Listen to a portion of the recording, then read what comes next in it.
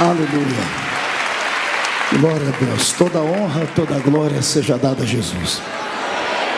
Cumprimento os irmãos com a paz do Senhor. Quantos estão felizes hoje aqui? Escolha uma pessoa bonita do seu lado e dê um sorriso para ela. Abra sua Bíblia comigo. Mateus capítulo de número 26. E o versículo de número 36. Está escrito assim: E em seguida foi Jesus com eles a um lugar chamado Getsemane, e disse a seus discípulos: Assentai-vos aqui enquanto eu vou ali orar. E levando consigo a Pedro e aos 2 filhos de Zebedeu, começou a entristecer-se e a angustiar-se. E então lhes disse: A minha alma está profundamente triste até a morte. Ficai aqui e vigiai comigo. Feche a Bíblia, coloque no banco, na cadeira. Pegue na mão da pessoa mais perfumada do seu lado. Isso. Aperte a mão da pessoa com carinho até ela falar aleluia. Pentecostal que não faz barulho está com defeito de fabricação, né? Vamos orar mais uma vez. Pai, eu te exalto, eu te glorifico. Eu glorifico a sua majestade porque eu sei em quem eu tenho crido. Glorifico o seu nome mais uma vez pela existência da Igreja Batista da Lagoinha, por ter aberto as portas para que pessoas de diversas denominações pudessem estar conosco nesta campanha de avivamento espiritual de terças-feiras. E o seu nome tem sido glorificado. Só o reino das trevas está perdendo, Pai. E eu quero, Senhor, que ele não só perca, eu quero que venha a falência nessa noite, o reino das trevas. Senhor, eu quero que o Senhor me dê graça para ministrar a palavra de hoje. Haverá muita manifestação da sua presença nesse lugar, eu profetizo. Eu digo, Senhor, antes de começar a pregar, 2 palavras de oração. A primeira é que ao redor desta igreja, num raio de 5 quilômetros, onde houver um demônio alojado agora, eu dou a esses demônios 5 segundos para desaparecerem de Belo Horizonte, porque se não sumirem, serão queimados pelo poder da glória do Senhor que descerá aqui. O segundo pedido a Deus é um pedido de atrevimento espiritual. Se ainda tenho crédito no céu contigo como pregoeiro da sua palavra, abre a porta do céu sobre esta igreja agora e manda do céu para a terra uma comitiva angelical. Eu quero anjos de fogo descendo sobre esta igreja, que eles comecem a esparramar brasas tiradas do seu altar. E onde houver um crente batizado com o Espírito Santo, renova ele agora.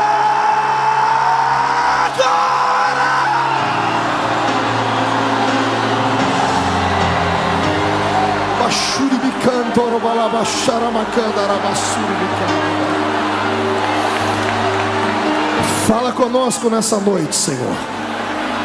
Fala conosco. É o que eu te peço agora, em nome de Jesus. Amém e amém. Os que podem, tomem o seu assento, por gentileza. Senhoras e senhores, noiva do Cordeiro, simpatizantes da nossa fé, amigos que estão dentro e fora do templo, pessoas que gentilmente deixaram seus afazeres de hoje para adorarem a Jesus conosco aqui. Eu pedi a Deus uma palavra para esta noite, e o Senhor me deu uma palavra muito séria, muito forte. Uma palavra que vai mudar a sua existência, que vai fazer você entender qual é a função que tu tens no reino de Deus. O Senhor hoje vai fazer você caminhar pelo tapete da sua revelação. E eu profetizo que antes da metade dessa mensagem, você já não vai mais estar sentado aí, vai estar voando na presença do Deus de Israel. Quem acredita em palavra profética, dê um grito de glória. Eu também creio.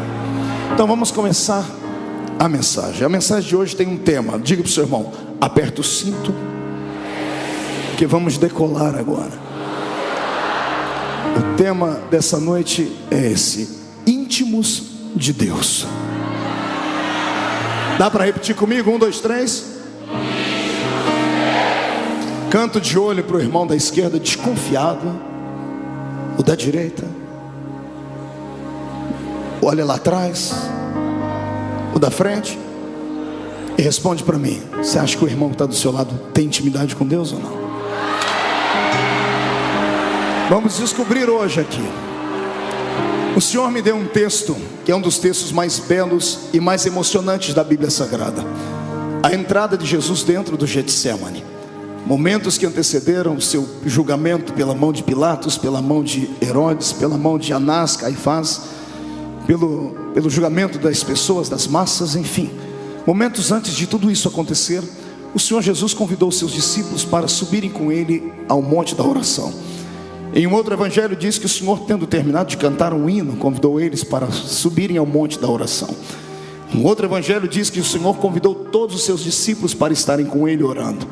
E aqui no evangelho que nós lemos de Mateus, mais de forma detalhada, o Senhor divide a sua oração em 2 tempos. Primeiro ele leva todos os seus discípulos ao monte. Ele leva os 12, ou melhor, a história diz que foram apenas 11. Um dos 12 nesse dia arrumou um a fazer. Deve ter dito a Jesus: Senhor, eu tenho que pagar uma duplicata no centro da cidade, eu sou tesoureiro do grupo, não dá para ir. E por isso ele não foi. Judas, ele tinha outra coisa a fazer. Os 11 subiram com Jesus ao monte. Mas aqui no evangelho de Mateus, o Senhor diz que, convidando todos eles, ele deixou 8 deles parados em um canto e disse: ficai aqui, porque eu vou mais à frente orar. E indo orar mais à frente, ele levou consigo 3 homens: Pedro, Tiago e João. Pedro e os 2 filhos de Zebedeu. Aqui começa a mensagem desta noite. Poderia o Filho de Deus fazer acepção entre os seus servos? Sim ou não? Jesus fazia acepção entre aqueles que o seguiam? Tinha uma escala, tinha uma hierarquia? Alguém era melhor do que alguém? Ele amava mais alguns do que a outros? Vamos tentar hoje discernir isso dentro desta igreja, para podermos entender por que Jesus levanta homens e mulheres com uma unção diferenciada. Porque que nem todo mundo é igual a todo mundo. O Senhor não faz acepção quando se trata de salvar o ser humano. Para salvar o homem, Ele libera o seu grande amor. Ele salva incondicionalmente o grande, o pequeno, o gordo, o magro, o negro, o branco, o asiático, o avermelhado. Jesus é salvador de toda a humanidade. Para salvar, Ele não faz acepção, mas para usar no seu reino, para liberar uma unção especial, para dar um ministério de impacto. Aí o Senhor vasculha a alma do ser humano e encontra algumas coisas que nos outros Ele não conseguiu encontrar. Deus hoje vai mostrar por que é que você é perseguido, por que é que você não consegue alcançar os seus sonhos, por que é que você já está crescendo, por que é que uns são quentes, outros são congelados. Vamos descobrir hoje aqui. Tudo é uma questão de intimidade com Jesus de Nazaré. Amém? Vale mais um glória a Deus aí? Mas antes de entrar no contexto, no texto da mensagem, pastor Márcio, eu queria aqui falar com a inteligência dos mineiros, que mineiro é muito inteligente. Tentar aqui hoje descobrir o que é que os homens viam em Jesus para segui-lo. Imagine você que convencer um americano é muito difícil, porque ele é muito patriota. O reino da América do Norte é cercado e ladeado por muitos heróis. Toda nação que tem história e tem heróis, muito dificilmente eles vão se curvar diante de alguém. Raramente você verá um inglês se curvar diante de outra nação, porque eles são uma nação antiga, são carregados de heróis. Se partirmos para o outro lado do mundo, você vai ver que é muito fácil influenciar um africano, porque é um continente que infelizmente tem muito poucos heróis. O brasileiro está quase na mesma escala. O brasileiro não tem heróis, a nossa nação não tem heróis. Por isso sofremos a influência do mundo inteiro. E eu não estou mentindo. Pergunte ao seu filho que estuda o nome de pelo menos 5 heróis brasileiros. Os neurônios dele vão começar a derreter, e no máximo ele vai conseguir falar 3: Tiradentes, Marechal Cândido Rondon e Zumbi do Quilombo de Palmares. Passou disso, raramente vamos lembrar de algum herói. Eu sei que você vai dizer: pastor, somos uma nação nova, temos apenas 500 anos. Eu sei disso, mas o problema não está nisso. O problema está no nosso passado. Todo ser humano precisa se espelhar em um herói. Todo ser humano que cresce precisa ter diante dele uma imagem a ser seguida. Não uma imagem de escultura, não um Deus, ou um semideus, ou um pseudo-deus, mas alguém que possa representar para ele algo que ele possa desejar ser no amanhã. Os nossos filhos acabam se espelhando em nós que somos pais. Os seus filhos e os meus filhos às vezes acabam se espelhando em heróis que ele acaba assistindo na TV. Isto aqui vale uma história muito abençoada. Quando eu era pequenino, pequenino é ótimo essa, né? Não cresci muito, mas eu morava na Vila Tatu, lá da minha cidadezinha, e a gente era muito pobre. Pobre de marré. Era tão pobre que a gente não tinha dinheiro para nada. Então a gente criava os nossos brinquedos. E no fundo da minha casa tinha uma goiabeira. Quem conhece goiabeira aqui? Deixa eu ver. Todo mundo é da roça, igual a mim. Pois bem, tínhamos uma goiabeira no fundo da nossa casa, e eu tinha 2 amigos particulares, o Tom e o Jerry. Nada disso. Tom é porque a mãe dele colocou o nome dele de Everton, e Jerry porque a mãe era apaixonada por um cantor da jovem, média, velha guarda. Jerry sabe tudo, hein, crente? Glória a Deus. Esse aí. E aí íamos nós 3, eu, o Tom e o Jerry, e a gente ficava debaixo daquela goiabeira criando situações, inventando brincadeiras. E você sabe que mente de criança é fértil. E um dia, um dos 3, besta, porque só besta para ter uma ideia dessa, em cima da goiabeira dissemos assim: vamos brincar hoje de Liga da Justiça. E um dos 3 disseram assim: hoje nós vamos brincar de Liga da Justiça. Cada um escolhe um herói. E aí falamos: e aí, que nós... Em cima da goiabeira alguém disse: olha, isso aqui agora é a espaçonave dos super amigos. E de repente um fez um barulhinho e arrancou uma folha da goiabeira e disse: recebemos agora uma mensagem lá do Pentágono. Ó a cabeça de criança. E disse: aqui está escrito que o sol está se apagando, e só os super amigos podem voltar a fazer o sol aquecer de novo. E de repente olhamos um para os outros e disse assim: então vamos nós. Acionamos a espaçonave, pastor Márcio. Começaram a chacoalhar ela, né, para o motor pegando. E um em cada galho daquela goiabeira. E o Tom era muito levado. O Tom começou a chacoalhar e disse: estamos sendo atingidos por uma chuva de meteoros. Daqui a pouco o Gerard: vamos desviar daquele buraco negro. Quase caiu lá de cima. De repente, um dos 3 gritou e disse: estamos com um problema, estamos perto do sol demais, a carcaça da aeronave não está aguentando, estamos derretendo. Pense num dia de alegria. Eu fiquei em pé em cima daquela goiabeira, eu estufei o peito, murchei a barriga, levantei as 2 mãos para cima e disse: para o alto e avante. E pulei. Você ri porque não foi você que quebrou os 2 braços, né? Essa munheca é torta até hoje, derivado daquele tombo. Mas foi a semana mais alegre da minha vida. Na rua inteira ficaram sabendo que eu era o super-homem. Eu andava com os braços dizendo: super-homem, obrigado por ter salvado a terra. Eu fiquei muito feliz. Eu contei essa história apenas para você entender que todo mundo precisa de um herói. Todas as nações têm os seus heróis. Convencer uma nação que tem um herói é muito difícil. Agora, convencer uma nação que não tem herói nenhum é muito fácil. Convencer um judeu é impossível, a não ser que Deus esteja no negócio. Pergunte para mim por quê? Porque na veia deles corre o sangue não de um, não de 2, mas de um sem número de heróis. Detalhe, não heróis fictícios, não alter ego de homens que tiveram uma infância podre, aprisionados pela psicologia infantil, pela falta da presença do pai, que criaram super-homens, que criaram Batmans. Não, eles tiveram heróis de verdade. E nós temos um livro que atesta a existência desses heróis. Está aqui na Bíblia. Imagine você sendo um judeu. A infância do judeu começa, o primeiro catecismo dele é o da fé. Antes de aprender a ler e a escrever, ele aprende a história do Deus de Israel. Imagine você sendo criança, sentado na beira da cama com seu pai, e antes de dormir falar: papai, me conte uma história dos nossos heróis. E o pai olhar para você e dizer assim: filho, você não é comum. Pegar no seu braço e dizer: aqui na sua veia corre o sangue de homens que fizeram o céu tremer, que fizeram o mar se abrir, que fizeram a terra saltar, que fizeram mortos sair de dentro das suas tumbas. Todo garoto judeu crescia com seus olhos brilhantes. Por que é que você acha que todo judeu se dá bem em tudo que faz? Porque eles sabem no que eles creem. Eles têm lastro. Eles sabem que nasceram para a vitória e ponto final. Eu não conheço um judeu pobre. Se você conhecer algum, me apresente ele. Só todo judeu é inteligente. Eles estão sempre na frente de tudo. Por quê? Porque eles têm heróis a serem seguidos. Pastor, o que o senhor quer dizer com isso? Eu quero dizer que não são só eles que são inteligentes, não são só eles que são abençoados. Eu tenho aqui hoje o novo judaísmo santo. Eu tenho aqui o novo Israel. Se eles têm 1 milhão de heróis, nós não precisamos de 1 milhão, temos apenas um. Ele é maior do que todos os outros juntos. Ele coloca todos os outros no seu bolso. Ele é tão grande que os pés dele estão dentro da Batista da Lagoinha hoje, e o seu rosto está diante dos anjos que cantam: Santo, Santo é o Senhor dos exércitos.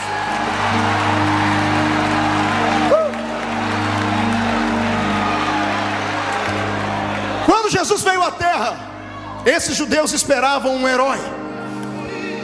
Só que não podia ser qualquer um, tinha que ser um herói maior do que Moisés. Tinha que ser um herói maior do que Jeremias, maior do que Ezequiel, maior do que Elias. E achar um herói maior do que esse povo não era fácil. Os discípulos que Jesus escolheu, todos eles eram especiais. Diga para o seu irmão aí do seu lado, eram especiais. O Senhor não chama ninguém que está simplesmente pensando em viver uma vida à lá vão ter. O Senhor só chama gente de propósito, gente inconformada com a vida que tem. É por isso que quando o cidadão começa a procurar, ele acaba encontrando. É por isso. Todos os que Jesus escolheram eram especiais, mas todos eles buscavam um herói. E convencer esses homens não era nada fácil. Eu fico imaginando qual a arma, qual o poder tinha Jesus para convencer os discípulos. Eu sei que alguns podem levantar a mão e dizer: pastor, mas eram homens pescadores, eram gente inculta, incauta. Nem todos. Eu estudei a base da psicologia, a vida dos 12 discípulos. Dos 12, Jesus tinha 2 que, além de serem inteligentes, universitários, eram visionários. Levi era um deles, e o outro era Judas, ou Iscariotes. Judas não era ignorante. Se traçássemos o perfil psicológico dos 12 discípulos hoje aqui, e se Jesus tivesse uma empresa e fosse escolher entre os 12 um para trabalhar, só um passaria no crivo da psicologia: Judas Iscariotes. Ele era pleno de conhecimento, ele não trocava a mão pelos pés, não atravessava o carro na frente dos bois, não falava, não dava bom dia a cavalo, como se diz lá no nosso interior. Ele era inteligente. Ele vinha de uma região chamada Cariotes. A região de Cariotes era a região onde nasciam as cabeças pensantes dos judeus. Nasciam ali o povo inteligente, aqueles que não aceitavam o jugo de Roma. Haja visto que Barrabás era da mesma região de Judas, sabia disso? Aquele Barrabás apresentado nos filmes de Mel Gibson não é o verdadeiro Barrabás. Ele não era um assassino truculento, maluco, como apresentam os filmes. Ele era um terrorista. Ele era alguém que foi preso. Roma, lembre-se bem, Roma só prendiam pessoas que lutavam contra César. E o que é que um judeu vai fazer contra César, senão dizer que César não era o rei? Eles queriam a liberdade dos judeus, está entendendo? Judas era um desses, era um visionário. Quando ele ouviu a pregação de Jesus, quando ele ouviu a mensagem de Jesus, ele foi simplesmente imantado pelo mestre. A unção que havia em Jesus atraiu Judas, porque Judas disse: esse aí é o herói que eu estava esperando, é o verdadeiro. Eu sei que muitas pessoas dizem assim: ah, pastor, Judas foi um traidor. A gente só se lembra dos últimos momentos dele. Mas Judas não foi traidor sempre. Judas se decepcionou com Jesus momentos antes de Jesus ser condenado a tudo que aconteceu. Judas se decepcionou com Jesus, como eu e você acabamos nos decepcionando no meio da caminhada. Somente naquele dia em que Jesus estava partindo o pão, quando ele disse: a minha hora é chegada, Judas desconfiou e descobriu que de fato ele não era o Messias que ele esperava, porque ele esperava alguém que fosse libertar Israel da mão dos judeus. E Jesus estava se despedindo deles, dizendo: estou morrendo, o meu reino não é dessa terra, é de outra terra. A inteligência de Judas pegou ele no final da história. Eu fico imaginando como foi que Jesus atraiu Levi. Bom, Levi, a Bíblia conta como. Você pode tentar imaginar comigo. Entra comigo dentro de uma cidade. Imagine 200 cobradores de impostos. Quantos cobradores eu disse? Era esse grupo de qual Mateus, se transformado em Levi, chamado Mateus, pertencia. 200 cobradores de impostos, todos autorizados por Roma. Para ser um cobrador de impostos de Roma, você tinha que ter cursado economia na faculdade de Jerusalém. Ele era graduado, por isso trabalhava com o aval de Roma. Eles se reuniam, eles faziam uma espécie de arrastão financeiro pelas cidades. Escolhiam uma cidade maior e todas as cidades circunvizinhas vinham pagar o tributo ali. Por isso precisavam de 200 cobradores. Cercavam uma rua, colocavam mesas, 100 mesas de um lado, 100 mesas de outro, e o povo vinha pagar. Eu quero que você imagine Jesus com alguns discípulos entrando ali para escolher Mateus. Imagine, universitário, formado em economia, carteira assinada por César, tinha tudo, os seus dividendos, tinha dinheiro, tinha condição de sobreviver, tinha as 2 cidadanias, porque trabalhando para Roma, conquistou a cidadania romana, era judeu de coração, era um homem pleno, sábio. Quem conquista um homem desse? Quem engana um homem desse? Lá vem Jesus. Imagine 200 cobradores de impostos judeus, de barba, usando uniforme e o quipá na cabeça. 200 homens de barba, você vai achar que você está olhando para um espelho, porque todo mundo parece com todo mundo. E Jesus está vindo com os discípulos. Aí imagina alguém, Senhor, vamos pagar ali, ó, aquela fila ali também. Nós Jesus, não é ali que eu vou pagar, tem outra aqui, eu vou escolher uma outra mesa. Senhor, mas é tudo igual, a barba é igual, a roupa é igual, o kippá é igual. Eu imagino Jesus dizendo, mas o coração não é igual, tem um aqui que é diferente. Eu imagino Jesus pagando tributo para aquele cobrador de impostos chamado Levi, ele devolvendo o troco, dando o recibo. E quando Jesus termina, Jesus pega o troco, olha para ele e diz assim, Levi, segue-me. E Jesus sai. Imagino, ele fala, calma aí, moço, o senhor me chamou do quê? Levi. O senhor não tem um crachá? Eu não moro nessa região. Como é que o senhor sabe o meu nome? Eu imagino Jesus dando um sorrisinho, dizendo assim, seu nome? Eu te conheço antes de você nascer. Eu sei o seu passado, faço parte do seu presente, e se me seguir, eu mudo o seu futuro.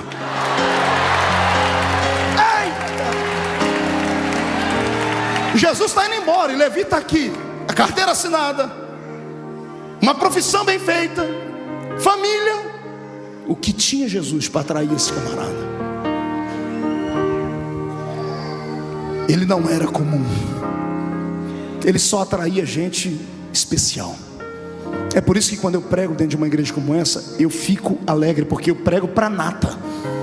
Eu não estou pregando para o resto, estou pregando para aquilo que há de melhor. Está entendendo? Eu provo para você que você é melhor. Quando Jesus quer revelar alguma coisa muito séria, muito importante, quando ele quer revelar o futuro para alguém nessa cidade, ele não procura a casa dos mais ricos, dos grandes magistrados, dos grandes políticos, só se for cheio do Espírito Santo. Jesus prefere subir o morro, prefere entrar na favela, prefere ir lá na casa do BNH. Ele prefere olhar para você com 2 dentes na boca, um para doer, o outro para abrir garrafa. Mas quando ele fala, filho, você diz, fala, Senhor, porque o teu servo... Mão direita para cima, dá um bate no peito até fazer barulho. Olha para o irmãozinho do seu lado, mas olha de cima para baixo agora. Diga para ele assim, ó, eu não sei você, mas eu sou especial. Diga, especial com E maiúsculo. Não fui eu quem escolhi ele, foi ele quem me escolheu. Só quem tem certeza disso, jogue a mão para cima para ele.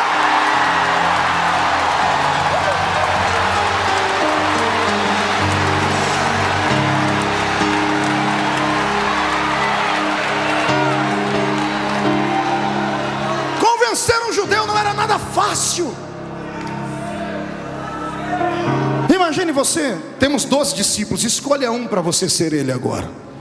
Encarne um agora, no bom sentido da palavra. Escolha um discípulo para ser. Ninguém quer Judas. Olha que eu expliquei a história dele, contei, nem assim. O cargo de João já não cabe mais, e de Pedro também não. Todo mundo quer ser Pedro e João, né? Imagine você na pele de Tomé, criancinha no berço ou na cama. Tomé, vai dormir. Papai, conta uma história dos nossos heróis. Vou contar só uma. Se deita aí, Tomé. Pois não, pai. Ó, pai, mas tem que ser uma história para eu acreditar, porque o senhor sabe que eu não acredito em qualquer coisa. Tomé, nas suas veias corre o sangue de profetas. Na sua veia corre o sangue de um homem que tinha tanto poder, que ele andava com uma capa nas costas dele. Um dia ele encontrou um grupo de lenhadores trabalhando e um lenhador chorando. Ele disse, por que você chora, lenhador? Porque o meu machado caiu na água, que não era nem meu, era do meu amigo que me emprestou. Minha família está passando fome. Além de não ter dinheiro para levar comida, eu não tenho como pagar o machado. Tomé, o seu herói, seu ancestral, pegou essa capa, rodou ela para cima e deu um grito. Onde está o Deus de um outro herói? Onde está o Deus de Elias? E ele disse, moço, cadê? Onde foi que o machado caiu? O senhor vai entrar dentro d'água? O senhor sabe nadar? É claro que não. O senhor sabe respirar dentro d'água? Não. Não pergunta, me diga onde é que está o machado. Está ali, senhor. Machado! Flutua. Os outros lenhadores param. O pai contando a história, enfeitando. Filho, os outros lenhadores pararam e começaram a rir. É louco esse cidadão? Ele não conhece a lei da gravidade. A lei da gravidade estabelecida pelo cosmos diz que tudo que é pesado fica embaixo. O ferro é mais pesado na sua anatomia do que a água. Ferro não flutua. Filho, o profeta só deu uma olhadinha para dizer assim, o meu Deus criou a gravidade. machado, que era de ferro, eu não sei se virou isopor, plástico ou papel, flutuou em cima da água. O rapaz entregou o machado na mão dele, e o nome do Deus de Israel foi glorificado.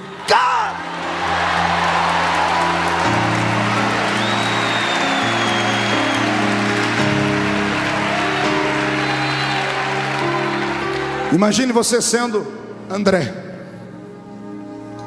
André tinha um coração amoroso, se entregava fácil. Papai, me conta uma história, mas eu quero uma história diferente, eu quero uma história para o coração. Filho, vou te contar uma. Israel não teve só heróis, Israel teve heroínas. Cadê as mulheres? Não vão dar um grito não? Como é que é, papai? Heroínas? Mas as mulheres na nossa sociedade, na nossa fé, não tem muito valor. De fato, filho, mas teve vezes que elas foram decisivas na história de Deus. Teve uma, filha, que virou heroína com quase 90 anos. O nome dela era Débora.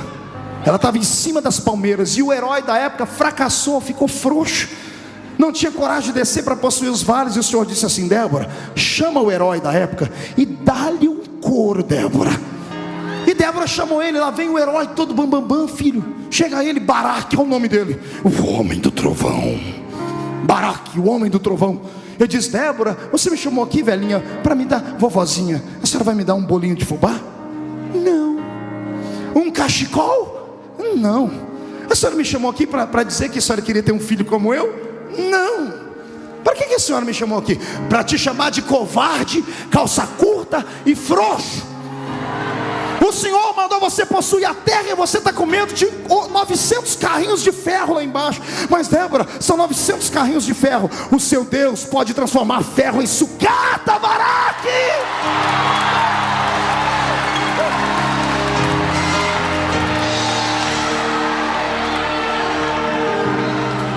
Lá está André. E aí, pai? E aí que Baraque, filho, nosso herói, saiu correndo, ficou atordoado, que a mulher falou não são. Quando ele estava no meio do caminho, ele parou e voltou. Débora, o que foi? Desce comigo. Mas eu não consigo pegar a espada, levantar, não consigo brigar, eu tenho 90 anos. Você não precisa pegar a espada, só a sua presença, a sua fé, a sua arma não está no exterior, está aqui dentro. Se você vier comigo, eu desço para aquela batalha, e a vitória será nossa.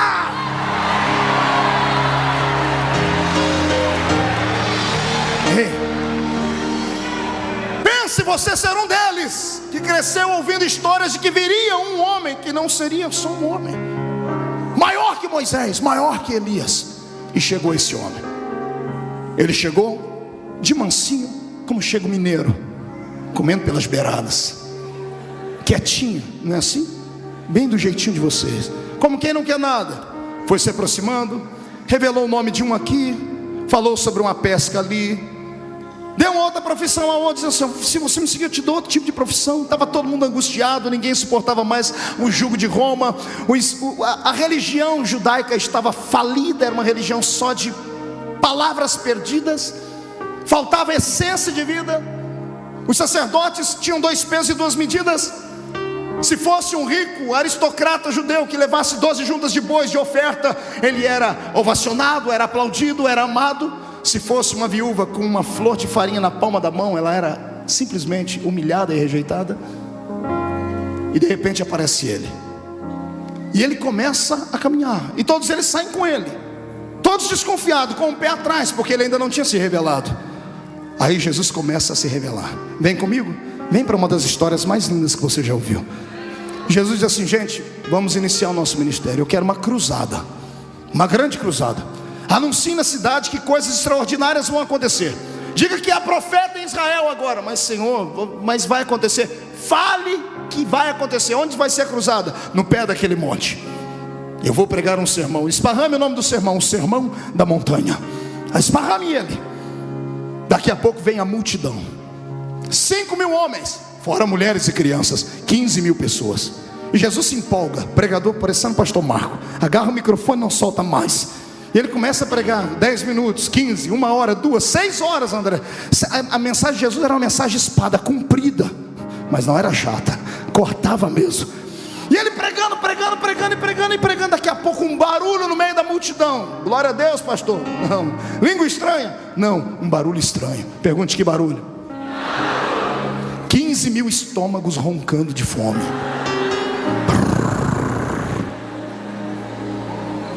Os discípulos se reúnem e dizem assim: gente, o negócio está ficando feio.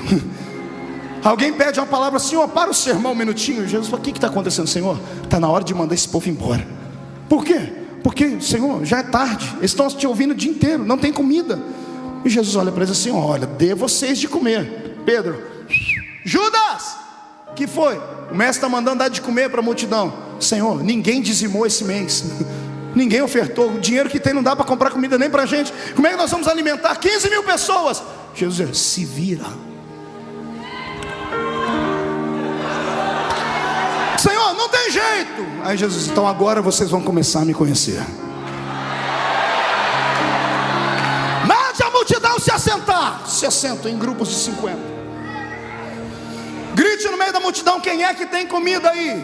Tomé diz: Senhor, uma hora dessa ninguém tem mais comida não. Pergunte, não custa perguntar. E os discípulos: alguém tem comida? Alguém tem alguma coisa de comer? E de repente lá no meio da multidão levanta um rapazinho. A Bíblia diz que era um rapazinho. E ele diz assim: olha, eu tenho 5 pães e 2. Não, faz igual, fala igual está na Bíblia, faz biquinho e tudo. 5 pães e 2. Que lindinho. Por que você acha que a Bíblia diz 5 pães e 2 peixinhos? Rapaz, na linguagem dos judeus, rapazinho, era uma criança de 10, 11, 12 anos de idade. O que aquele garoto tinha era uma lancheirinha. A mãe saiu para ouvir Jesus pregar e levou a criança junto e fez uma lancheirinha para ele. E criança encontra outra criança e ficam brincando. O menino não estava prestando atenção na mensagem, estava brincando com as outras crianças. De repente se aproxima da mãe e esqueceu de comer. Você sabe como é que é criança levada: brinca, esquece até de comer. E de repente, quando alguém pergunta: alguém tem comida? Levanta a mãozinha do garoto: eu tenho, Senhor. Eu não sei quem foi, se foi Pedro, se foi Tiago, eu sei. O que você tem aí, garoto? 5 pães e 2 peixinhos. Deixa eu ver. Bom, é de comer. Senhor, fale. Consegui. O que? 5 pães e 2 peixinhos. Traga aqui. Então o problema está resolvido. Senhor, que foi? Os 5 pães que eu falei, eu tenho que explicar. O que não é pão bengala. Era lanche de criança, concorda comigo ou não? Diga para o seu irmão: era 5 pãezinhos assim e 2 peixinhos. Ei, é peixinhos, não é dourado. Era lambari. Sério. Aí Jesus pega e diz assim: gente, vamos começar o processo do milagre. O que, Senhor? Milagre. Vocês entraram na escola de milagres. Se aproximem aqui, vejam como é que funciona. Eu imagino 2 começando: gente, alguém já acha um lugar para a gente sair correndo? Veja a melhor maneira da gente escapar. Já cerque, veja se alguém arrume um burro, um jumento, um cavalo, um negócio, porque vai virar tumulto isso aqui. E Jesus, empolgado, pega os pães, os peixinhos, afaga a cabeça do garoto, pega o primeiro peixe e divide em 2. Tuc. A senhora aqui da frente, para a senhora um pedacinho, a senhora para outra. Alguém aqui do lado de Jesus cochichando, dizendo: Senhor, falta 5 pães e 1 peixinho. Ele pega o peixinho e reparte esse pedaço para o Senhor. Senhor, 5 pães. Jesus pega a primeira bisnaguinha 7 boys e parte no meio. Um pedacinho para a senhora, um pedacinho para o senhor. Senhor, 4 pães. Sinal de alerta: arrume o caminho, nós temos que fugir daqui. Mais um, Senhor, 3 pães. Mais um, Senhor, 2. Mais um, Senhor. Que foi? Desespero. Só tem um. Jesus fala, imagina Jesus fala: era aqui que eu queria chegar.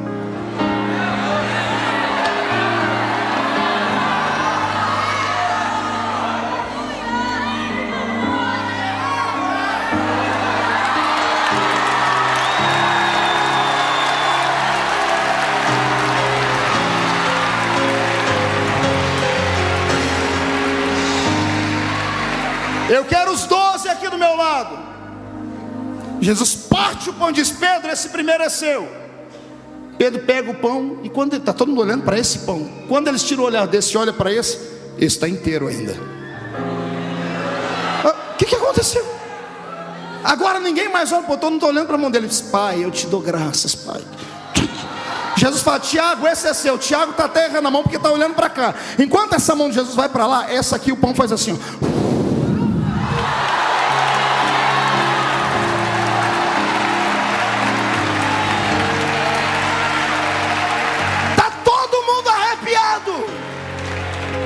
Ele repartiu o pão e agora tem 13 pedaços de pães. Quantos pães? 12 na mão dos discípulos e 1 na mão dele. E agora? Jesus vai dizer assim: gente, me ajuda. Ajudar o que, senhor? Vamos fazer milagre. Mas senhor, a gente não sabe não. Ei, vocês não precisam saber, vocês estão perto de mim, eu ensino. É assim, ó, pega o pão, faz assim, ó, graças te dou, graças te dou. Pedro, cresceu aqui, cresceu aqui. Tiago, cresceu aqui também, cresceu aqui.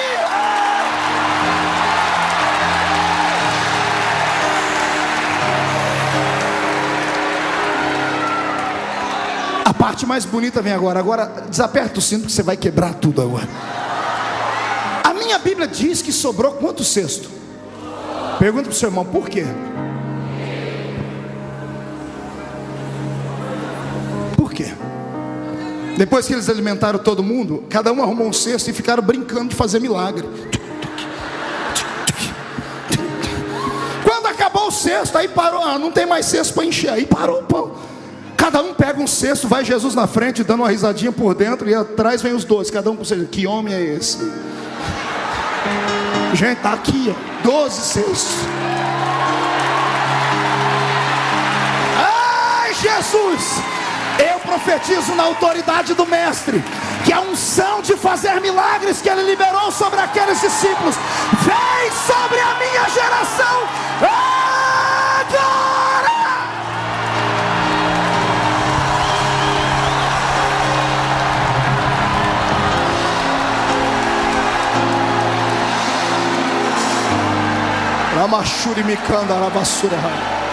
Sente aí. Você descobriu desde a primeira vez que eu preguei aqui: eu não sou um grande pregador, eu sou um bom contador de histórias. Foi todo mundo dormir, Jesus dormindo num quarto separado, e no outro quarto os 12. Entre lá dentro agora. Imagina a conversa dos 12. Judas e Mateus, os estudados. Gente, calma aí, tem que ter uma explicação. Não, tem que ter uma explicação. Será que foi fermento? O que será que foi? Eu imagino Pedro dizendo: larga a mão de ser besta, vocês dois, rapaz. O homem é o homem, é o cara, ele é o cara. A gente estava esperando ele. Não, Tomé, não, eu só acredito se acontecer mais algumas coisas aí. Jesus está do outro lado, do lado divino dele, escutando tudo que eles estão falando ali dentro. Jesus diz: espere amanhã, espere amanhã. Acorde de manhãzinha. E aí, estão preparados para quê? Vamos para a escola de milagres. Bora, bora, senhor. O que nós vamos fazer hoje? Hoje nós vamos atravessar o mar, porque eu quero ir do outro lado. Mas senhor, é longe. Não interessa, eu sou o chefe, eu mando. Vem, todo mundo. Eles entram dentro do barquinho. Judas está lá, irado, dando as últimas moedinhas, pagando a embarcação do táxi. O que ele vai fazer do outro lado? Tem tanta gente para ser ganha aqui. Ele entra e Jesus diz assim: gente, olha, a caminhada foi difícil, eu passei a noite orando. Eu vou ficar aqui na popa do barco dormindo um pouquinho, ok? Quando chegar do outro lado, vocês me acordem. Eu imagino Jesus arrumando o travesseiro, dormindo e morrendo de dar risada por dentro. Porque como homem, ele só sabia o ali, mas o Deus que estava dentro dele, o Cristo que enchia aquele Jesus, sabia tudo. Então ele já sabia o que ia acontecer. Daqui a pouco levanta uma tempestade, e vento, e água, e sopro, e grito, e desespero. 12 discípulos, cada um com um balde, tirando água lá de dentro. Gente, está na hora de acordar ele. Está não, rapaz, vamos, a gente já está passando, está nada, está fechando o tempo. Daqui a pouco a gente não dá mais, temos que chamar ele. Mas chamar, o que ele vai poder fazer? Bom, pelo menos ele morre com a gente. Senhor, eu nem acredito que ele estava dormindo. Acho que ele estava só igual mineiro, com o olho aberto, todo fechado. O que foi? Senhor, uma tempestade. Tempestade, cadê? Aí, Senhor, isso é tempestade? Isso é uma brisa. Não, Senhor, a água está parecendo um copinho. Senhor, ajuda a gente. Claro que eu ajudo. Lá vem Pedro, tosse, o quê? Um balde. Para quê? Precisa ajudar a gente, tirar água daqui. Eu lá preciso de balde, rapaz, dá licença. Vocês não me conhecem ainda. Jesus sai da polpa e vai lá para a proa do barco.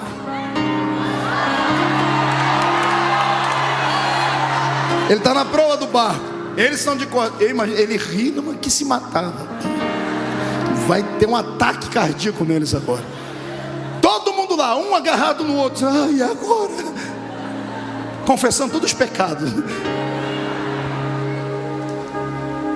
Jesus levanta as duas mãos para o céu.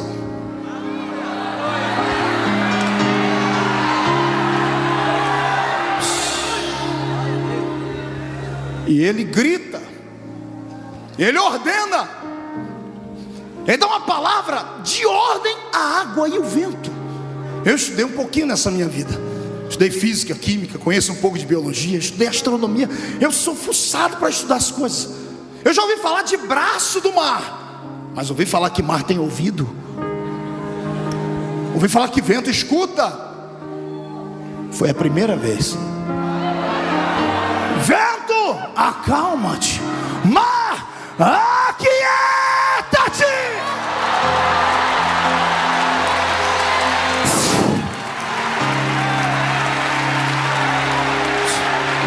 Parou tudo.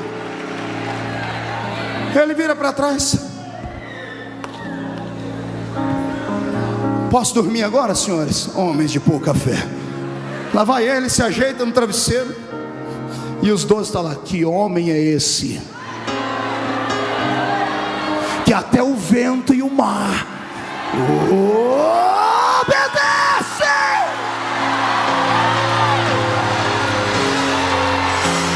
É que o mar e o vento não estavam autorizados a falar. Porque se o Senhor dissesse, fala para eles quem eu sou, o mar e o vento gritariam: Ele é aquele que sustenta o universo na palma da sua mão, e que pela força do seu poder cuida de todas as coisas. Ele é Deus em cima, é Deus embaixo. Antes dele nada do que foi feito se fez. Tudo foi feito por ele. Ele é Deus.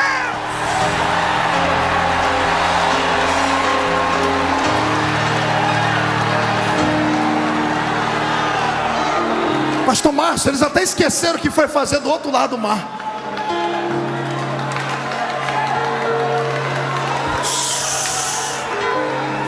Eu estou na introdução da mensagem. Daqui a pouco eu chego na mensagem. Como vem cá.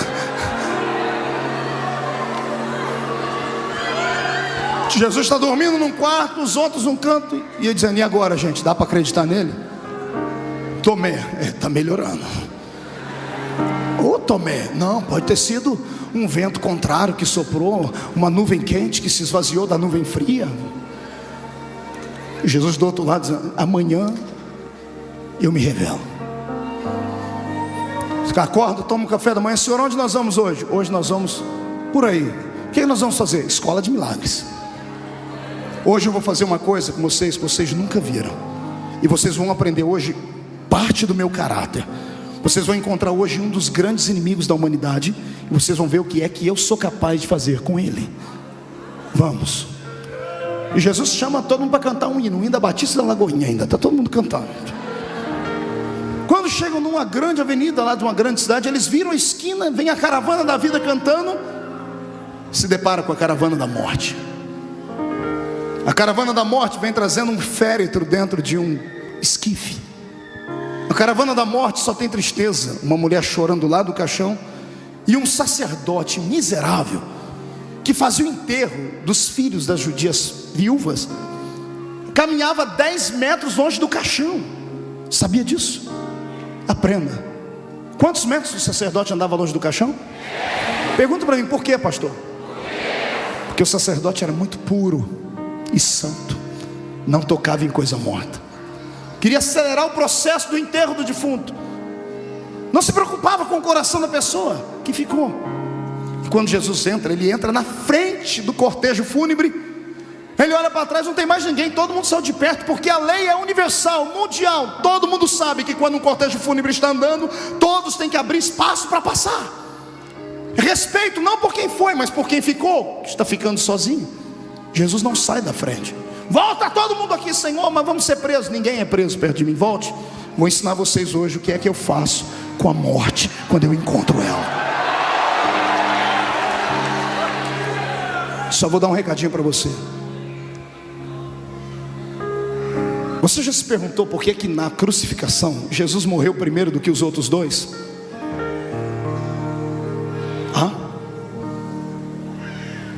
O crucificado era tratado de maneira igual. Os três sofreram a mesma coisa, apanharam do mesmo jeito, foram chicoteados do mesmo jeito, foram preparados para morrerem na cruz. Por que é que Jesus morreu primeiro do que os dois? Porque ele era mais fraco? Porque ele carregava o peso de toda a humanidade? Não. Eu orei, e a resposta que veio aqui, eu acreditei e ensino. Jesus morreu antes dos dois, porque se os dois morressem primeiro do que ele, era morrer e ressuscitar. Nunca, pastor Márcio, a morte cruzou o caminho de Jesus e ficou lá dando risada. Todo morto que cruzou o caminho dele ressuscitou. Todo. Eu disse que todo morto que cruzou o caminho dele ressuscitou.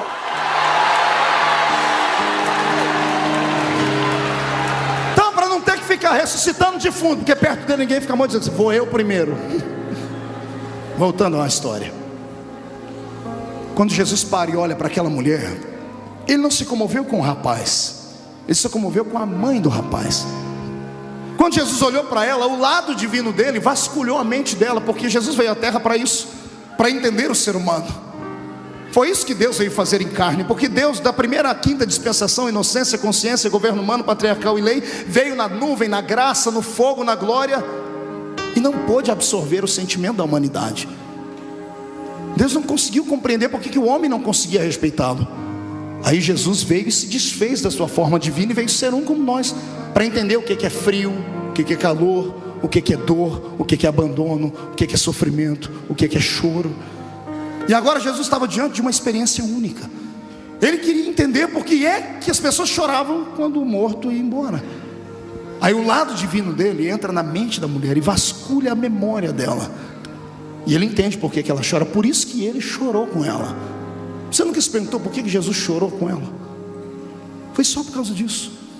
Quando ele foi na memória dela, sabe o que ele viu? Ele viu aquela mulher com 8 dias de bebê nascido, com as suas entranhas ainda dilacerada, sorridente, com dores, mas sorrindo, indo com o marido, com uma pombinha, um pouquinho de flor de farinha, entrando dentro do templo, porque todo macho de 8 dias era apresentado para o Senhor. E Jesus viu dentro dela a memória do sacerdote, pegando o bebezinho e levantando: Senhor, transforme ele num profeta, transforme ele numa bênção para Israel, numa bênção para a sociedade, numa bênção para o judaísmo. Jesus viu que ela entregou um sacrifício por aquela criança, e quando ele viu para dentro dele, ele disse: é verdade, agora eu sei por que eles choram.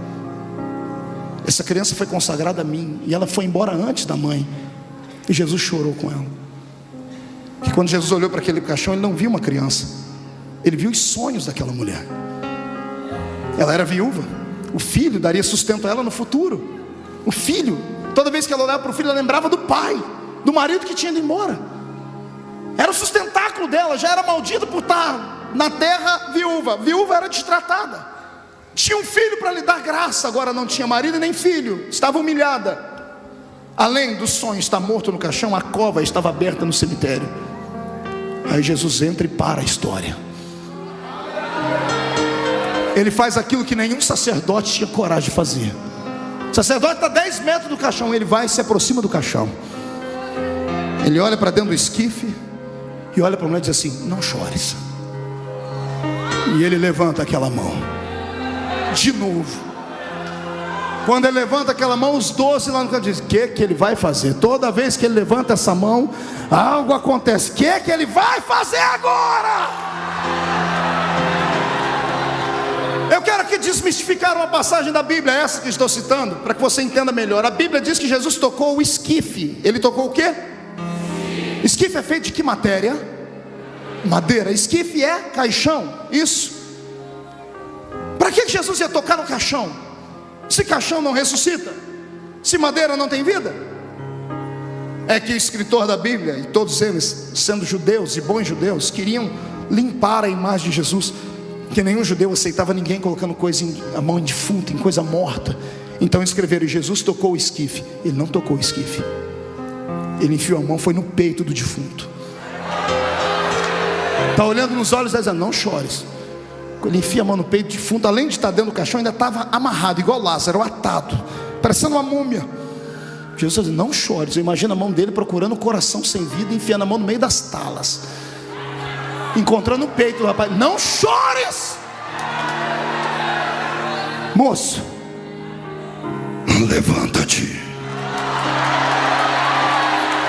Levanta-te. Você acha que o rapaz simplesmente fez assim, ó, puf? Deixa eu te explicar o que é preciso fazer para um morto ressuscitar. O sangue está coagulado, seco, o coração explodiu lá dentro, os rins viraram uma pedra, a pele está esturricada, azulada ou roxa, a pupila dos olhos está dilatada, a língua está virada para dentro e enrolada, não há mais mucosa dentro da sua boca, não há mais umidade nas bocas, os nervos estão travados, possivelmente a perna do rapaz foi quebrada para ser colocada dentro do caixão. Quando Jesus disse: moço, levanta-te, a vida teve que dar um jeito de entrar nele. O sangue vai ficando líquido de novo, um calor desce do céu, o hálito de Deus cai dentro da boca do rapaz, a pele seca começa a ficar volumosa, os ossos quebrados se juntam, os olhos voltam a ficar normal, a língua solta e o rapaz senta.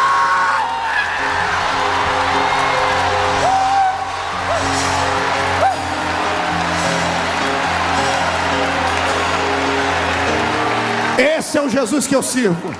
Como eu sempre cito toda terça-feira aqui, meu velho pai me ensinou um ditado: quem pode manda, e quem obedece é porque tem juízo. Você tem juízo? Me obedece. Levante as duas mãos para cima. Eu profetizo que nenhum dos seus sonhos, ainda que estejam mortos e atados, secos e quebrados, ainda que tenha uma multidão gritando: vamos enterrar, ainda que o coveiro já tenha cavado o buraco e lá está a lápide, o Senhor Jesus manda dizer que nessa noite Ele trava esse defunto e diz: vai voltar a viver, vai ressuscitar.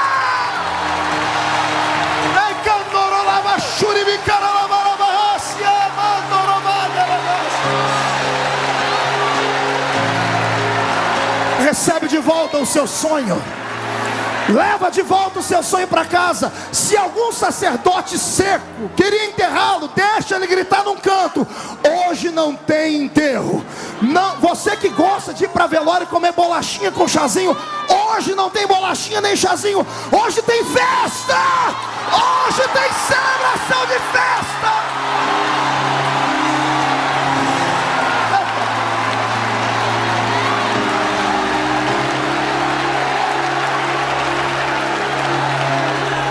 Olhe para o irmão do seu lado e pergunte para ele: depois disso, você ia acreditar que ele era um herói? Responda para o seu irmão.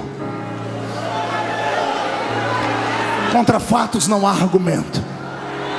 Ele era o Messias. Ele era o Messias.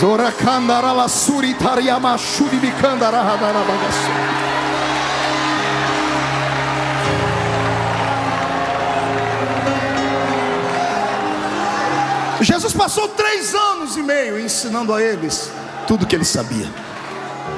Ele mostrou a eles que tudo que um homem faz, o outro pode fazer. Ele mostrou a eles que se tiver unção, fé, comunhão com Deus, o impossível pode brotar. Ele graduou cada um deles. Só que enquanto ele ensinava, ele os observava. Ele fazia o quê? E sabe o que eu descobri? Vamos para a mensagem de hoje. Sabe o que eu descobri? Eu descobri que ele descobriu, no meio dos 12, 3 grupos distintos. Ele separou os 3 grupos. O primeiro grupo era o grupo dos seguidores. O segundo grupo foi o grupo dos amigos. E o terceiro grupo, o grupo daqueles que conseguiram intimidade com ele. Detalhe, todos são especiais. Diga para o seu irmão: todos são especiais.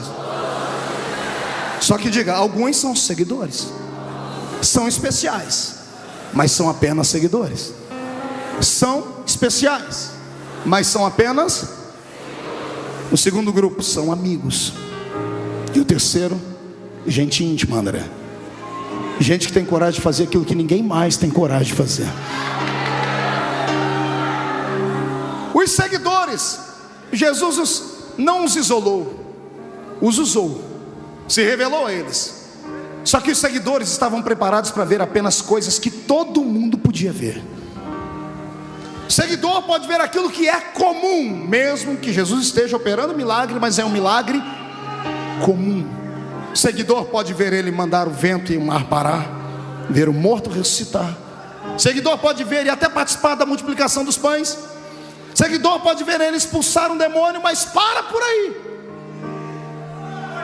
Até para orar com ele, os seguidores ficam aqui embaixo. Por quê? Porque estão com ele, mas não se envolveram com ele. Gostam dele, mas não estão apaixonados por ele. Têm afinidade, mas não estão perdidamente loucos de paixão. Porque quem está louco de paixão faz qualquer coisa. Está entendendo? Quem é louco de paixão salta no meio das águas. Se é tu, manda eu ir.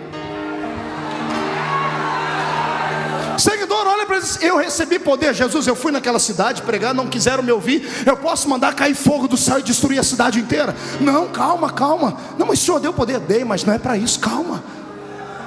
Seguidor é racional. O que ama faz por paixão. O amigo é apaixonado. O amigo está com outro no meio de uma batalha, está apanhando, tem 15 homens batendo um amigo. Se é amigo verdadeiro, ele não esquenta, ele vai apanhar junto, mas não deixa o camarada sozinho lá. O seguidor pensa: bom, eu sou amigo, mas depois a gente conversa, a gente se vê depois. Nós temos esses 3 grupos dentro da igreja. E como sempre, a matemática bíblica é real. Os seguidores é sempre o maior grupo. Seguidores são aqueles que eu costumo chamar de Maria vai com as outras. Tanto faz como fez. São especiais, foram reconhecidos, foram salvos, mas não querem compromisso. Não querem compromisso com aquilo que é sobrenatural. Não querem compromisso com verdades. Querem ser crentes, mas querem ser crentes de domingo. Querem ser crentes de cantar uma musiquinha. Querem ser crentes até entregar o dízimo, mas para por aí. Não quero compromisso, não quero expulsar demônio, não quero testificar, não, eu quero ficar aqui na minha. Sou seguidor, respeito ele, mas tá bom para mim aqui. Nós temos uma geração de seguidores, gente que é especial porque Jesus se revelou a eles, mas não tem coragem de ir além do normal. É gente que não quer tirar os pés do chão. Até entraram no rio do avivamento, mas estão lá com o dedão no fundo do rio. Não solta o dedo, morre de medo. Ei, a palavra do Senhor para você é essa: solte o dedo e vem nadar. Seguidor tem medo de profundidade. Gosta do status, mas tem medo de profundidade. Sabe por que nós não operamos mais milagres? Só temos seguidores. Só seguidores. Temos enfeites de igreja. Prepare 2 guarda-costas para sair comigo daqui. Seguidores, a igreja está cheia de seguidores. Só gente que do jeito que veio vai. Gente que quer negociar com ele. Gente que está perto dele só para ver milagrezinhos, e quando vê um milagrezinho aplaude. Gente que quer coisas simples. Eu quero dizer para você: conhecer Jesus é como entrar numa escola. Você pode permanecer lá embaixo no alfabetismo espiritual, ou pode ser graduado. Eu não quero ser apenas do jardim de infância. Eu quero diploma de graduação com meu mestre.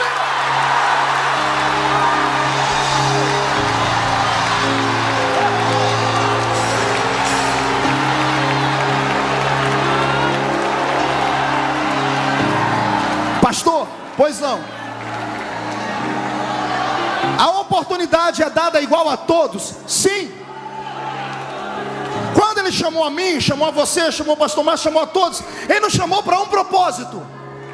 A diferença entre a minha vida e a sua é que eu tive coragem. A diferença entre você e grandes ministérios é que eles tiveram coragem. Não se importaram em apanhar, em ser perseguido, em ser chamado de louco, de fanático, de desequilibrado. Não tiveram medo de apanhar de gente que está na mídia, na televisão, no jornal. Não tiveram medo. Gente que estava cheia de propósito na alma. Eu não sou seguidor apenas, eu quero marcar o tempo. Existem dois tipos de crentes aqui dentro dessa noite: aqueles que vivem para serem influenciados e aqueles que querem influenciar.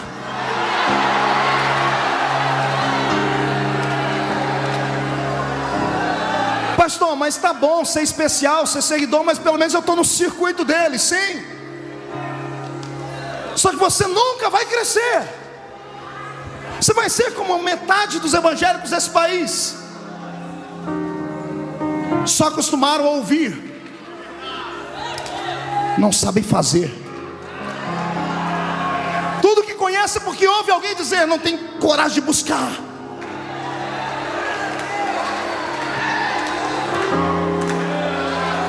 Chega de ser seguidor apenas. Dê um upgrade na sua vida, amado. Vem comigo, a escolha é sua. Para ser amigo, você tem que ter coragem de fazer coisas que ninguém mais tem coragem. Mesmo que você faça coisas erradas por impulso, mas é melhor errar tentando do que nunca tentar. É melhor bater com a cara no muro e voltar do que nunca ir. É melhor voltar e dizer assim, mas eu pelo menos tentei, do que ser igual a você que está na igreja há 500 anos, não pisou, não viu o dilúvio, mas pisou no barro que sobrou na terra, acha que tem todo o conhecimento aqui dentro e não sabe ganhar uma alma para Jesus. Só sabe murmurar e perseguir as pessoas, só sabe maldizer, só sabe ver uma igreja crescer e dizer, aquilo lá é heresia, abrir as portas. Sai para lá, Satanás!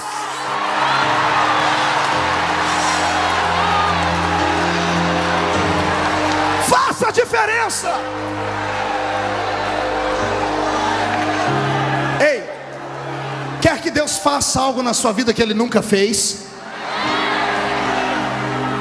Então faça algo para Ele que você nunca fez. Ouse. Crie coragem. Tem 12 dentro do barco, só um quis pular lá, pastor. Depois ficaram todo mundo, afundou, homem de pouca fé. Ele vem e diz assim, eu afundei, mas só eu tive o gostinho de pisar na água.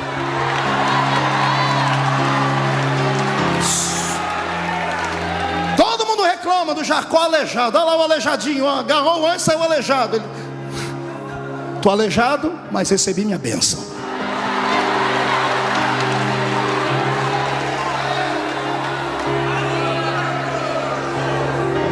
Surpreenda Deus. Surpreenda Deus. Chame a atenção dele. Paulo diz que nós somos um livro aberto, sim ou não? Sim. Que tipo de livro é você? Romancezinho, barato? Um gibi? Historinha para boi dormir? Ou você é um livro cheio de emoções? Livro que é dramáticozinho, a gente lê e põe lá. Livro técnico, cheio de palavras escalafobéticas, a gente lê, dá sono e guarda. Quando o livro tem história, a gente lê e quer ler ele até o final. Seja um livro que Deus tenha prazer em ler. Seja alguém que ponha Deus em dificuldade. Mostre para Deus, pastor, como? Invoque a presença dos milagres na sua vida. Dê trabalho para Deus. Ministra sobre a sua casa, sobre o seu vizinho, sobre o seu trabalho. Toma posse da terra. Sai dessa vida pobre e seca. Vem prosperar.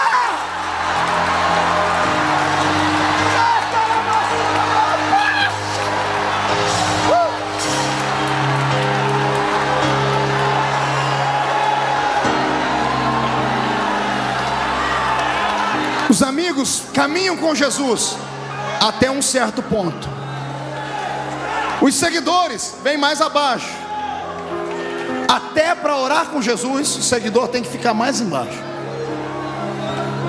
Tem 8 aqui. Jesus diz, vocês fiquem aqui, eu vou ali para frente orar. Amigos, Jesus tinha 3 amigos. Nome deles? Aqui embaixo fala Pedro, Tiago, lá em cima João. 1, 2, 3, nome dos amigos de Jesus? Digo, seu irmão, os restantes eram especiais, mas eram seguidores apenas. Pastor, o que amigo recebe além de ser repreendido? Amigo vai mais longe com ele. revelação é mais profunda. Seguidores veem só milagres simples. Amigos, Jesus olha para eles assim, ó: hoje eu vou revelar uma coisa muito profunda. Venham comigo. Lá vem os 12. Pare 9 e volte para trás. Eu quero só os que estão preparados para vir comigo. Pedro, Tiago e João. Vem. Os outros ficam e eles sobem. O que ele vai fazer? Eles chegam em cima do monte e Jesus diz assim: ó, fiquem os 3 aqui. Eu imagino Jesus dizendo: não corram, não gritem, não desesperem, não desmaiem, fiquem aqui, fiquem me olhando. E Jesus se afasta deles. Está dando para me ver? Sim, Senhor. Olha o que eu revelo para amigos.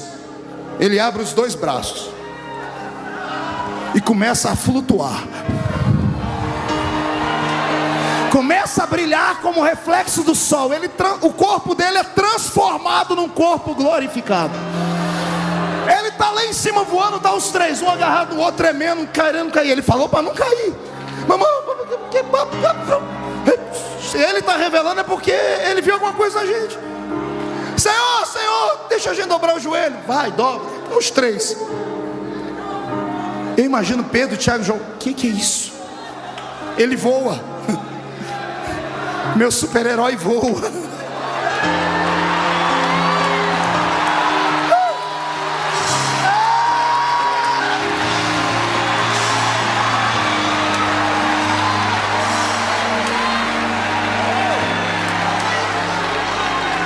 Ele está subindo. Quando ele está lá em cima, está os 3 aqui, quase desmaiados. Aparece 2 figurões para ele, os maiores heróis de Israel, Moisés e Elias. Como é que eles sabiam? Lógico, os 2 se apresentaram. Ei, vocês são amigos dele? Meu nome é Moisés.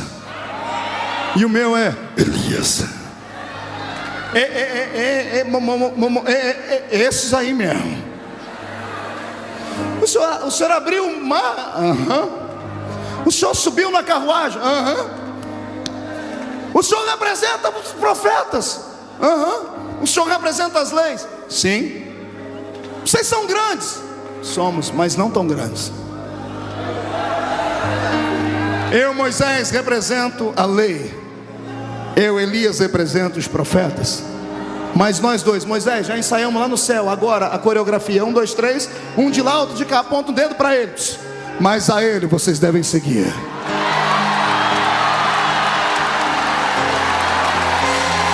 Ele é maior do que os profetas. Ele é maior do que a lei.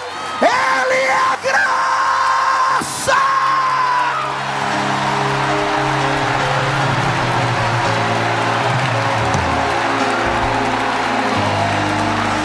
Segure um pouquinho. Eu vou te explicar agora por que um irmão no nosso meio não chora, não grita. E por que o outro quase desmaia, quer pular de cabeça para baixo. É uma questão de intimidade. É amizade. Está entendendo?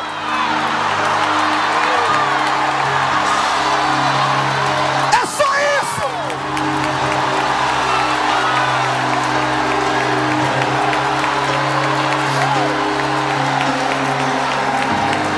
Eu não maltrato os seguidores. Pastor Marco, os irmãos que estão numa igreja tradicional, que não gritam, não pulam, não cantam, não oram, não acreditam em línguas, eles vão para o mesmo céu que a gente? Vão. Mas pastor, vão, porque a salvação é pela graça. Não é por nada que o homem faça, é por aquilo que ele fez. Ah, pastor, então eles pelo menos são equilibrados, ninguém mexe com eles. Comigo, que pulo, grito, me chamam de louco, desequilibrado. Eu vou ser um deles. Fica onde você está. Pergunta para mim, por quê, pastor? Quando a gente for arrebatado, todo mundo, quando atravessar o portão e chegar lá dentro, os irmãos nossos que são só seguidores vão ficar apavorados. Não acredita em línguas, fogo, anjo, cavalo de fogo. Imagina entrar lá dentro, olhar para o trono, Deus é um fogo consumidor.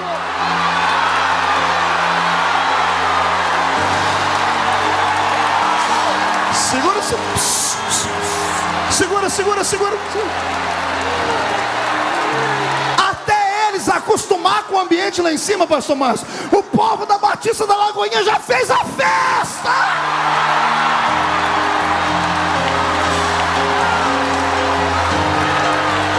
Aleluia! Estamos num tempo de avivamento.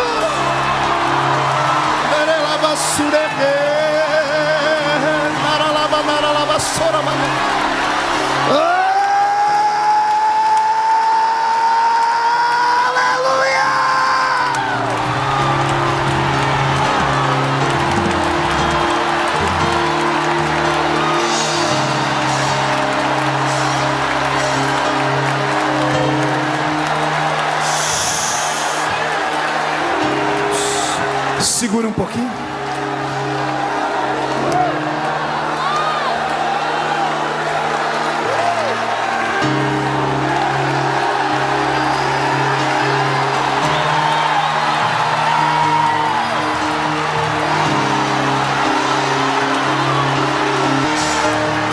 Senhor Jesus, onde houver um crente batizado com o Espírito Santo agora, aqui dentro, lá fora pelo telão ou em casa assistindo pela internet, enche eles até não aguentarem mais. Agora, agora, já!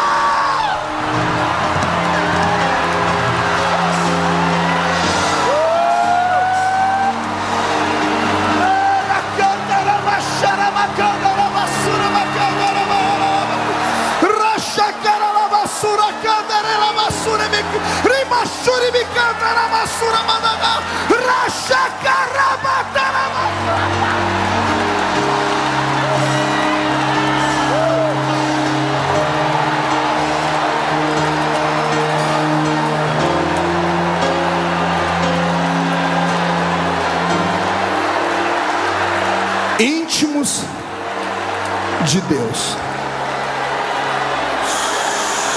Segure um pouquinho. Sente. Sente.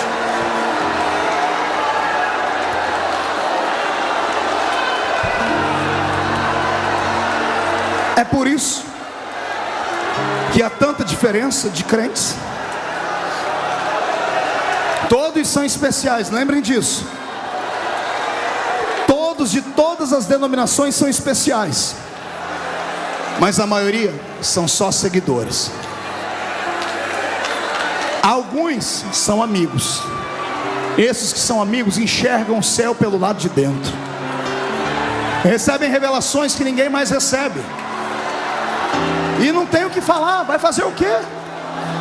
O cidadão pagou o preço, buscou, acreditou, devorou a Bíblia, jejuou, pediu, bateu. Jesus pegou e abriu e deu para ele. Não adianta ficar com inveja. Pode perseguir, pode escrever o nome da pessoa, não pode execrar de uma denominação. O dom Jesus deu e ponto final. O cidadão é amigo de Deus. É amigo.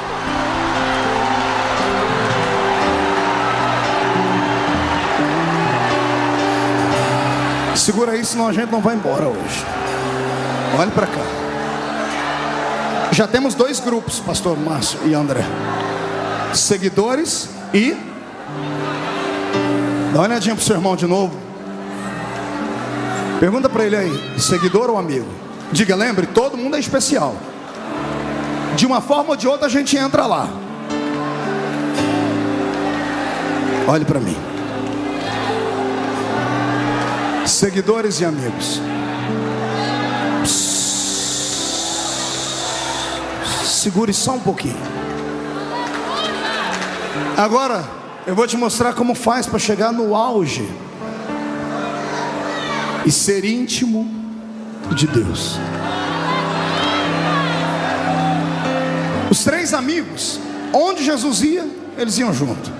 Pastor, eu posso pedir para 3 pessoas subirem aqui? Preciso de três cidadãos de terno aí, ó. Vem cá. Deixa a Bíblia aí, deixa a Bíblia aí. Põe a Bíblia, vem cá. Vamos ver quem que é o mais bonito. Todos, né? Mas o senhor é o mais idôneo. Fique aqui. Não é velho, é idôneo. Esse aqui vai ser Jesus. Aleluia. Fique você dali. Pedro e Tiago, fica lá. Aqui está João. E os 9 sentados, todo mundo comendo peixe frito. Jesus gostava de churrasco de peixe, está na Bíblia isso. Ele era chegado em peixe. Não se estranhe se na boda do cordeiro tiver um peixe frito assado. Não se assuste. Fica aqui do lado dele. É para ficar do lado, cabra ruim. Fica um do lado aqui, isso. Todo mundo lá, mas os amigos sempre perto dele. Perto, mas não tão perto. Você é só amigo por enquanto. Os amigos estão aqui. Os seguidores e os amigos. Dia vai, dia vem. Dos 3 amigos, um começa a se aproximar mais dele. Estão comendo um peixinho frito, os outros 2 ficam parados. Mas tem um que... Outro dia, outro churrasco. Jesus está contando as parábolas, as histórias. Ele pega, e os outros 2 dão uma olhadinha para ele aqui. Faz uma carinha assim. Cochicha um com o outro aí. E ele está aqui. Ele não está nem aí para o que eles estão falando. Está aqui, pastor. No outro dia, a intimidade, já disse, a intimidade é uma coisa interessante. Além de estar aqui, eu quis andar. Seguro. No outro dia, ele está assim.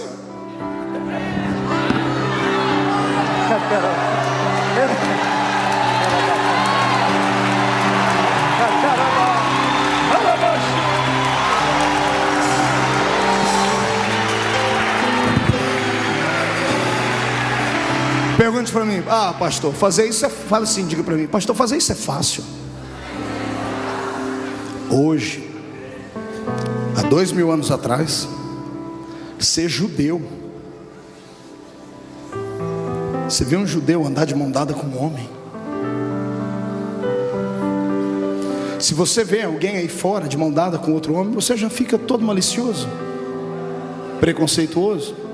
Imagine há 2000 anos atrás, no Oriente, onde a cultura é extremamente machista, contra o afeminalismo, está na Bíblia. Paulo pregando contra isso. Já tinha a história de Sodoma e Gomorra. Um homem encostar no outro. Eu imagino que João passou, mesmo entre os seguidores, mesmo entre os amigos. Ele não se importou com o que os outros falavam. Devem ter chamado ele de pederastra, devem ter chamado ele de diferente, estranho. E Jesus nunca o recriminou. Pelo contrário, um dia Jesus percebeu que o coração dele estava todo mundo com inveja dele. Jesus abraçou João e disse assim: o que importa a vocês todos que ele viva, até que me veja vir no meu reino e na minha glória.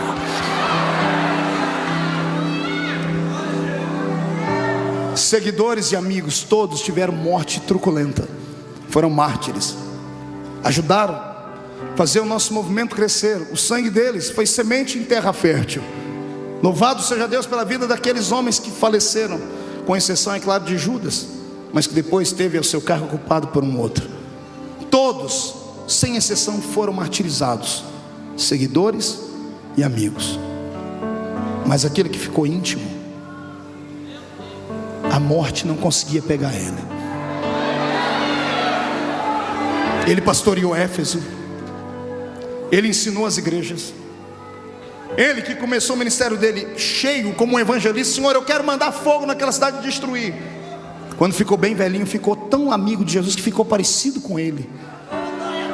Ficou tão íntimo que ficou parecido com Jesus e disse assim: filhinhos, não pequeis, mas se pecar, fiquem tranquilos, temos um advogado para com o Pai.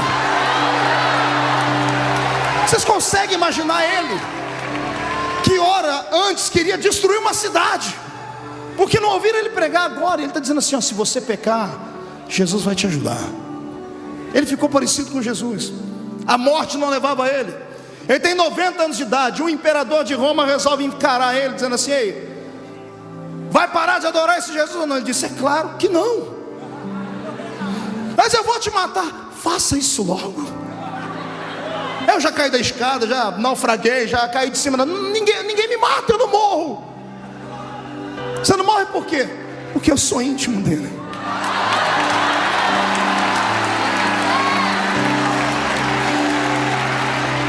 Um imperador de Roma fez assim com ele: ninguém te mata, a morte não te pega, não, pois eu vou dar um jeito. A sua morte será pior do que a de todos. Ele pega um censo e vê como todos morreram. João Marcos arrastado pelas ruas de Alexandria, Pedro crucificado de cabeça para baixo, Tiago ao fio da espada, alguns decapitados, Tomé esfolado. Ele viu todas as mortes. Ele disse: eu quero arrumar uma morte que nenhum deles teve. Você é o último, então sua morte vai ser pior. Ele tem uma ideia brilhante. Veio dos quintos dos infernos, faz um tambor de azeite quente, acende um fogo e fica borbulhando, azeite fervendo. O imperador chega diante de João e diz assim: tá aí, ó, ou nega, ou vou te jogo aí dentro. Ele diz, eu imagino João olhando e diz: ó, se eu fosse um pouco mais novo, eu pulava aí dentro. O senhor pode me dar uma ajudadinha? Porque 90 anos de idade, meu filho, me ajuda. Você não tem medo da morte? Rapaz, a morte é minha amiga, rapaz. É a carruagem que vai me levar para junto daquele meu íntimo.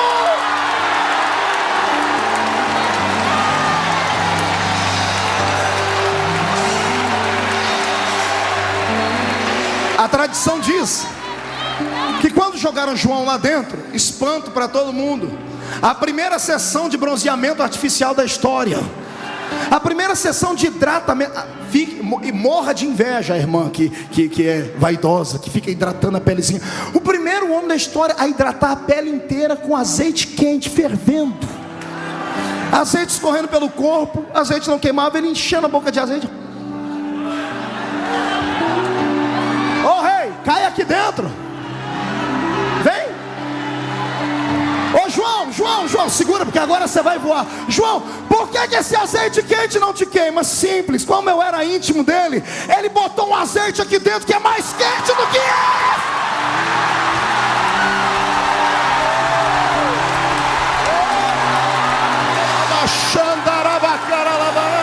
Recebe um pouquinho desse azeite aí.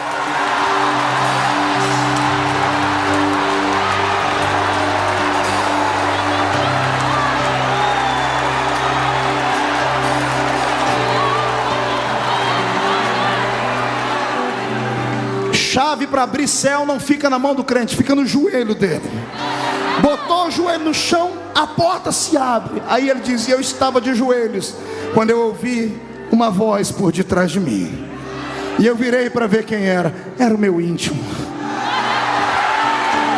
E ele estava bonito, seus olhos estavam como fogo, seus cabelos como a lã branca, uma roupa branca no corpo e um cinturão de ouro no peito. O seu pé reluzia como latão que saía da fornalha, e da sua boca saiu uma espada com os dois fios, dizendo: João, quem é íntimo não fica na terra, sobe pra cá.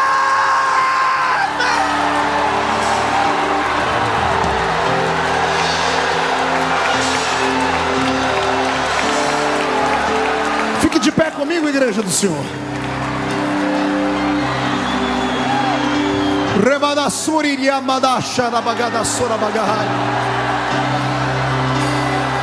Pegue na mão do seu irmão. André, prepara aquela música do milagre para cantar. Pegue na mão do seu irmão. Olhe para mim. Quando eu era garoto na igreja, me chamavam de louco, fanático. Eu era o famoso espalha-rodinhas. Ninguém queria ser meu amigo, porque eu só sabia falar de Deus. Não aceitava piadas imorais, não aceitava carnalidade. Eu era chato, confesso. Mas eu não era porque eu queria ser, é porque eu sabia o que eu não queria ser. Eu não queria ser mais um. Tudo custa um preço. Está entendendo? A unção, a única coisa de graça que temos no reino é a salvação. De graça para a gente, porque alguém pagou um preço alto. A unção de Deus custa caro. Quer unção? Está preparado para ser excluído do hall de amizades? Um dia, pastor Márcio, André, Nívia, eu entrei dentro da igreja desesperado, porque eu me senti sozinho. Eu tinha 16 anos. Madrugada, eu comecei a chorar. Eu disse: Deus, por que eu não posso ser igual aos meus amigos? Eles vão jogar bola, eles vão para o cinema, eles vão namorar, vão paquerar, vão fazer um monte de coisas. Por que eu não posso ser igual a eles? Não que isso seja errado, está entendendo? Tem coisas que Deus exige de você que não vai exigir de mim. Tem coisas que Deus vai exigir de outras pessoas, não vai exigir de você. Eu conheço a história do pastor Márcio, de um tempo que ele andou descalço aí na terra. Deus exigiu isso dele. Ele não transformou isso numa doutrina. Chamaram ele de louco, não é, pastor? Eu imagino. Tem coisas que Deus exige de você, e Deus exigiu de mim uma separação. Eu chorava, dizia: Deus, por que eu não posso ser igual a eles? O Espírito do Senhor veio numa madrugada e falou no meu ouvido: porque eles nunca serão igual a você.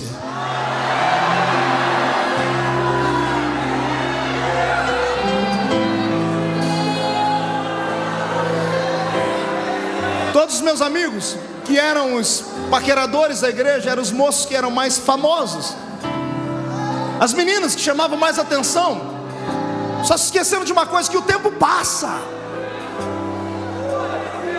E depois de 15 anos, eles estão lá na minha cidade, casados, um trabalhozinho normal, indo na igreja de domingo a domingo, cheio de problemas, porque não santificaram a vida quando podiam. Tudo que planta o homem colhe. Os que me chamavam de louco, de fanático, quando eu estou na cidade, descobrem, eles ligam para todo mundo e enchem a igreja. Quando termina o culto, eles vêm me abraçar e dizem assim: por que eu não fui igual a você?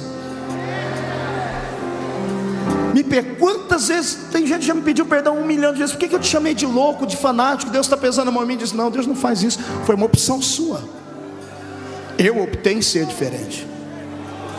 Lembre-se, todos são especiais. Seguidor, amigo e íntimo. Mas só pode ter revelações profundas aqueles que pactuarem mais fundo com Deus. Nada que você faz em sacrifício ao Senhor fica em vão. Nenhum tipo de jejum que você faça, quer seja de palavras, quer seja de roupa, quer seja de comida, quer seja, se for para Deus, para ser uma pessoa diferente, não fica em vão. O Senhor marca em algum lugar no céu. Eu te convido hoje, mineiro, a mudar de vida, a deixar de ser só mais um seguidor. Eu te convido a se envolver com Deus. Posso dar um testemunho, pastor Márcio? A primeira vez que eu estive aqui naquele domingo, quem estava aqui no domingo que eu participei, a primeira vez, tinha um rapaz ali, ó, naquela galeria, um rapaz forte, e o Senhor me deu uma palavra de revelação para ele, da mente dele, que ele tinha uma veia entupida, e o Senhor estava mudando a vida dele. Hoje, quando eu cheguei de manhãzinha hoje em casa, de São Paulo, eu moro no interior, moro a 500 quilômetros de São Paulo. Estou dentro do escritório, de repente eu vejo um rapaz sentado lá. Eu falei: eu te conheço. Ele já começou a chorar: pastor, sou eu aquele rapaz que há 2 meses atrás, lá na Batista. Eu falei: o que você veio fazer aqui, rapaz? Eu vim mostrar para o senhor o exame, ó.